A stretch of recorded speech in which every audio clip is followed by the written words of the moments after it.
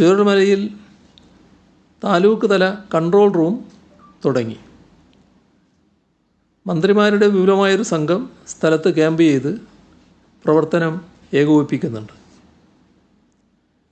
വനംവകുപ്പിൻ്റെ 55 അംഗങ്ങൾ, ആരോഗ്യവകുപ്പ്, റവന്യൂ, തദ്ദേശ സ്വയംഭരണ വകുപ്പുകൾ ഇവയെല്ലാം സർവസജ്ജമായി തന്നെ ചൂരൽമലയിലുണ്ട്.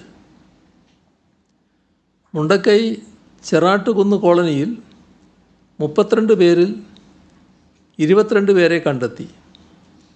ഇതിൽ 24 പേരെ അട്ടമല ക്യാമ്പിലേക്ക് മാറ്റിയിട്ടുണ്ട്. മേപ്പാടി പോളിടെക്നിക്കിൽ താൽക്കാലിക ആശുപത്രി സജ്ജമാക്കി. ചൂരൽമലയിലെ മദ്രസയിലും പള്ളിയിലും താൽക്കാലിക ക്ലിനിക്കും തയ്യാറാക്കി. പോസ്റ്റ്മോർട്ടം നടപടികൾ വേഗത്തിലാക്കാനും പരിക്കേറ്റവർക്ക് വിദഗ്ധ ചികിത്സ ഉറപ്പാക്കാനും നടപടികൾ സ്വീകരിച്ചിട്ടുണ്ട്. പോസ്റ്റ്മോർട്ടം നടത്താൻ കൂടുതൽ ഫോറൻസിക് സംഘങ്ങളെ നിയോഗിച്ചു. പോസ്റ്റ്മോർട്ടം ടേബിളുകളുടെ എണ്ണം കൂട്ടിയിട്ടുണ്ട്. ഇന്നലെ രാത്രിയിലും പോസ്റ്റ്മോർട്ടം നടത്തിയിരുന്നു. രാവിലെ കിട്ടിയ മൃതദേഹങ്ങളും പോസ്റ്റ്മോർട്ടം നടത്തി. ഓരോ അരമണിക്കൂർ ഇടവിട്ട് കൃത്യമായ വിവരങ്ങൾ ലഭ്യമാക്കി വരുന്നുണ്ട്. തിരിച്ചറിയാനാകാത്ത മൃതദേഹങ്ങൾ കണ്ടെത്താനെത്തുന്ന ബന്ധുക്കൾ ഉൾപ്പെടെയുള്ളവർക്ക് സഹായമൊരുക്കി. ശരീരഭാഗങ്ങൾ മാത്രം ലഭിച്ചതുണ്ട്. അപ്പോൾ അവയിൽ ജനിതക പരിശോധനയ്ക്കായി സാമ്പിളുകൾ എടുക്കുന്നുണ്ട്. എല്ലാ ക്യാമ്പുകളിലും മാനസിക പിന്തുണ ഉറപ്പാക്കുന്നതിന് മാനസികാരോഗ്യ വിദഗ്ധരുടെയും കൗൺസിലർമാരുടെയും സേവനം ഉറപ്പാക്കിയിട്ടുണ്ട്. വീടുകളിൽ കഴിയുന്നവരെ നേരിട്ട് സന്ദർശിച്ച് മാനസിക പിന്തുണ ഉറപ്പാക്കും. ആരോഗ്യവകുപ്പ് ഡയറക്ടറേറ്റിൽ ആരംഭിച്ച സ്റ്റേറ്റ് കൺട്രോൾ റൂം പ്രവർത്തനം 24 മണിക്കൂറുമുണ്ട്. കോഴിക്കോട്, കണ്ണൂർ, തൃശ്ശൂർ മെഡിക്കൽ കോളേജുകളിൽ നിന്നുള്ള ടീം വയനാട്ടിലേക്ക് എത്തി.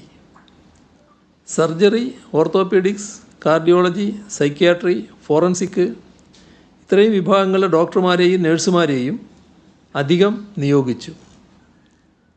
സ്വകാര്യ ആശുപത്രികളിലെ ഡോക്ടർമാരുടെ സംഘത്തെയും നിയോഗിച്ചിട്ടുണ്ട്.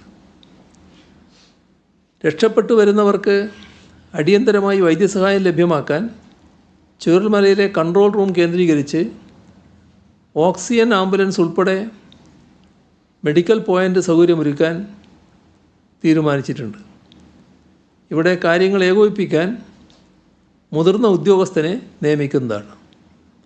ആവശ്യത്തിന് ഡോക്ടർമാരെയും മറ്റാരോഗ്യ പ്രവർത്തകരെയും നിയോഗിക്കും.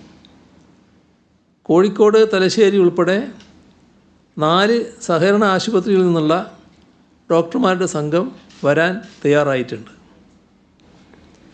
കുടുങ്ങിക്കിടക്കുന്നവരെ രക്ഷപ്പെടുത്തി പാലത്തിലൂടെ കൊണ്ടുവരുന്ന പോയിന്റിൽ വെള്ളം വിതരണം ചെയ്യാൻ സജ്ജീകരണം ഏർപ്പെടുത്തി. ഇവിടെയും ആരോഗ്യ ടീമിനെ നിയോഗിക്കും. ചൂരൽമലയിൽ JCB നിൽക്കുന്ന സ്ഥലം മുതൽ കൺട്രോൾ റൂം വരെ ആവശ്യത്തിന് ലൈറ്റ് എത്തിക്കും.